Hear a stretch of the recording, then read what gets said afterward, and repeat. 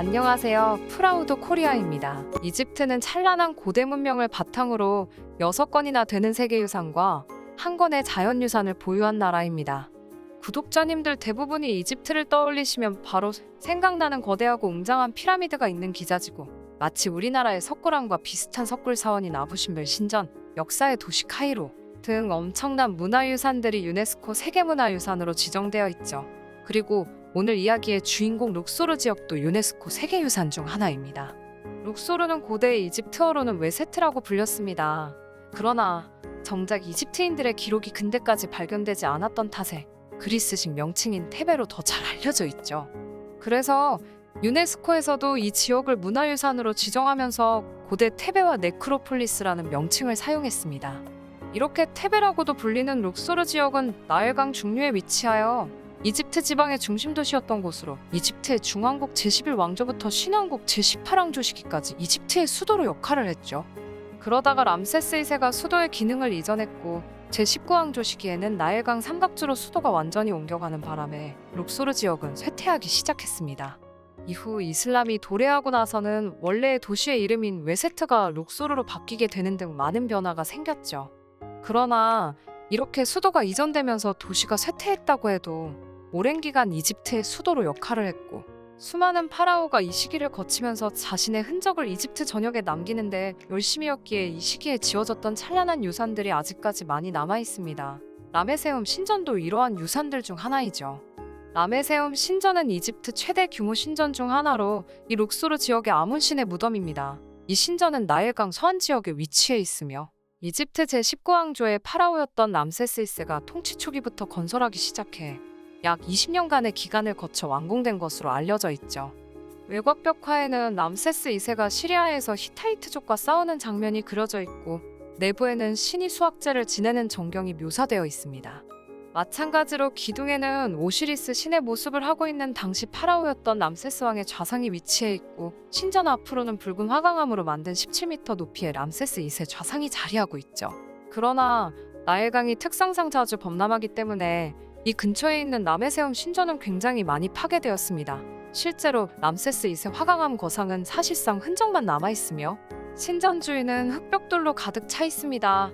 멀리서 이 신전을 보면 거의 폐허가 된 유적으로 느껴진다고 하죠. 더군다나 이렇게 라메세움 신전이 파괴된 이유는 나일강의 범람뿐만 아니라 후대의 파라오들이 석재로 재활용했기 때문이기도 합니다. 따라서 그 규모를 현재 인지하기도 쉽지 않고 주출입구인 제1탐문도 많이 파괴된 상태이죠. 따라서 이렇게 워낙 많이 신전이 파괴된 탓에 탐문을 통해 신전으로 들어오는 것이 아니라 그냥 바로 내부로 접근할 수 있고 입구의 우측에 위치한 오시리스 신상의 경우 정말 깔끔하게 목만 사라진 것을 볼 수 있죠. 그렇기 때문에 오래전부터 이집트는 자신들이 보유한 최대의 신전 중 하나인 이 라메세움 신전을 복원하기 위해 많은 노력을 기울였습니다. 이미 일찍이 1990년부터 프랑스 국립과학연구원의 지원을 통해 발굴조사와 유물복원이 진행 중이죠. 그러나 현재 라메세움 신전의 전경을 보면 알 수 있듯이 무려 30년이 지난 지금까지도 여전히 복원 작업은 더디고 폐허처럼 보이고 있습니다. 따라서 이집트는 이 신전을 복원하기 위해 또 다른 도움이 필요하다고 판단하고 있었죠.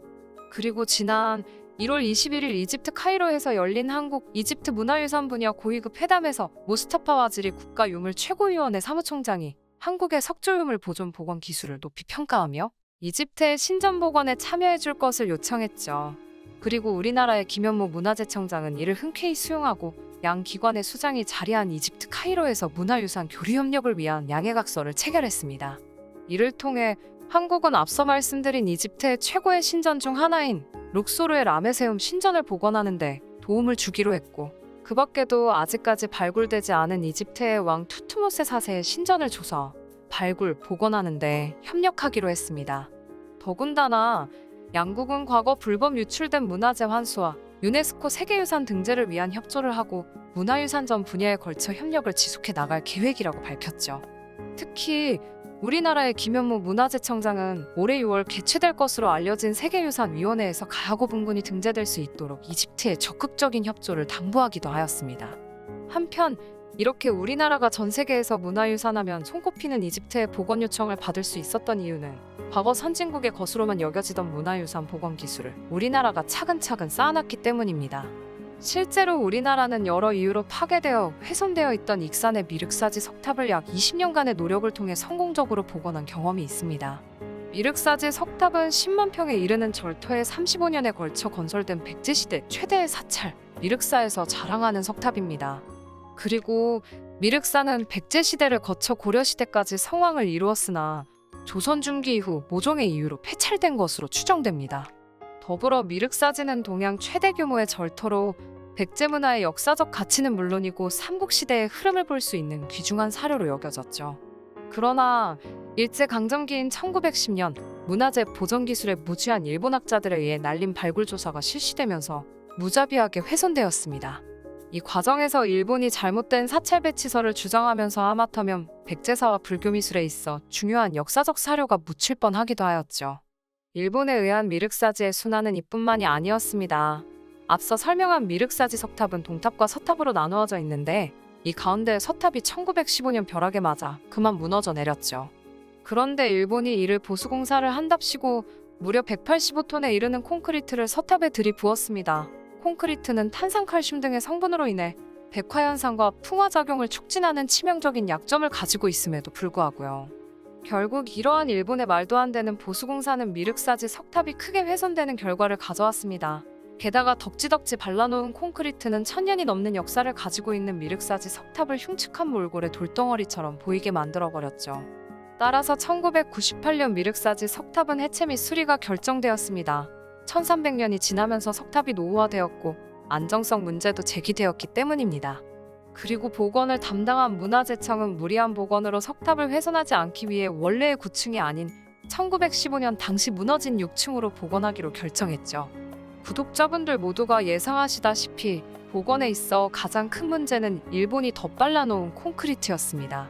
두께가 최대 4m에 달했고 무게만 185톤이나 되었기 때문이죠. 따라서 복원팀은 칩과 치석 제거용 기구로 콘크리트 가루를 하나하나 세밀하게 벗겨내는 방식으로 복원을 진행했습니다.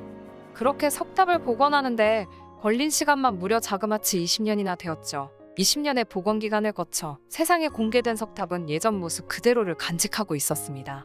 당시 문화재청 관계자는 미륵사지 석탑 보수 정비는 단일 문화재로는 최장기간 동안 체계적인 수리를 진행한 것이라며 특히 국제적인 기준에 따라 학술조사와 수리 과정을 이행했기 때문에 석조문화재 수리의 선도적 사례라고 밝혔습니다. 따라서 수많은 석조문화재를 가지고 있는 이집트의 입장에서도 이렇게 무려 185톤의 콘크리트가 뒤덮여 있는 석탑을 성공적으로 복원하는 기술력을 가진 우리나라가 굉장히 매력적인 복원 파트너로 보였을 것이라 생각됩니다. 한편 다른 나라의 문화재 복원에 참여하는 것은 우리나라 입장에서 처음 있는 일이 아닙니다. 이미 수많은 나라의 문화재 복원에 도움을 주고 있죠. 그중 미얀마도 우리가 도움을 주고 있는 나라 중 하나입니다. 미얀마에 위치한 바가는 불교가 꿈꾸는 낙원 중 하나라고 해도 과언이 아닐 정도로 이곳이 왜 세계 3대 불교 성지인지 방문해보면 바로 알 수 있습니다. 3000개가 넘는 불탑과 사원이 넓은 평야에 펼쳐져 있는 경관은 신비로움과 감동을 느끼게 하죠. 그리고 이곳에 불탑 3개가 붙은 형태인 파야톤주 사원이 있습니다. 이는 우리나라 문화재청 산하 한국문화재단이 복원을 맡은 중세 유적입니다. 13세기 중반에 건립된 것으로 추정되는 파야톤주 사원은 정교한 내부 벽화가 특징이죠. 연결된 형태인 불탑 3개에는 각각 미완성, 중간, 완성 단계의 벽화들이 순서대로 그려져 있습니다. 하지만 이렇게나 불교적으로 가치가 뛰어난 곳이 1975년과 2016년 바간에 큰 지진이 일어나면서 사원천정이 무너지는 일이 생겼습니다. 더군다나 일제강점기 시절 무지한 일본인들이 우리나라의 미륵사지 석탑에 콘크리트를 부은 것처럼 미얀마 군부도 이를 해결하기 위해 시멘트로 땜질식 보수를 하면서 훼손이 더욱 심해졌죠. 따라서 보수가 필요했고 이를 한국이 맡아 진행하고 있는 것입니다. 더불어 우리나라는 사원 복원에도 미얀마가 문화재를 스스로 지켜나갈 역량을 키울 수 있도록 도와주고 있기도 합니다. 실제로 바간 고고와 국립미술박물관 직원 3명이 한국에서 보존기술을 전수받기도 하였죠.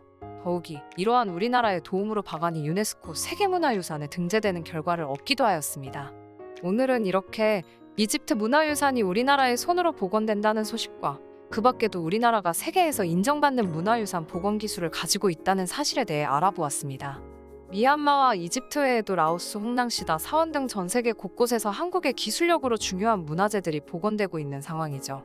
국제문화재 보존연구센터 자문위원인 사이먼 워렉은 경제성장 과정에서 가장 소외되고 방치되는 게 바로 문화재라면서 그 사실을 알면서도 선진국들이 아무런 일도 하지 않는 것은 후대의 죄를 저지르는 것이라고 강조했습니다.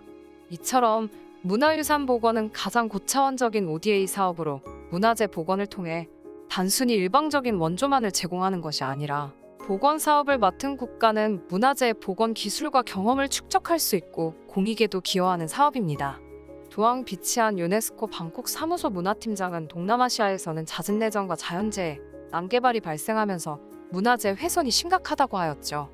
더불어 그는 기술 수준과 역사적 배경 등을 고려해봤을 때 중국이나 일본에 비해 한국이 유적 복원에 기여할 수 있는 부분이 많다고 설명했습니다. 따라서 타국의 문화유산 복원에 참여하는 것은 이제 선진국으로 올라선 우리나라의 진면모를 보여주는 것뿐만 아니라 이후에 우리나라의 문화재를 복원하는 데도 많은 도움이 될 것이라 생각됩니다. 앞으로도 우리나라가 더 많은 나라로부터 문화재 기술력을 인정받아 더 많은 사업에 참여하여 공익에도 기여하고 우리 나름대로의 기술력과 경험을 쌓았으면 하는 바람입니다. 여러분은 어떠신가요? 시청해주셔서 감사합니다. 구독과 좋아요, 그리고 알람 설정 부탁드립니다.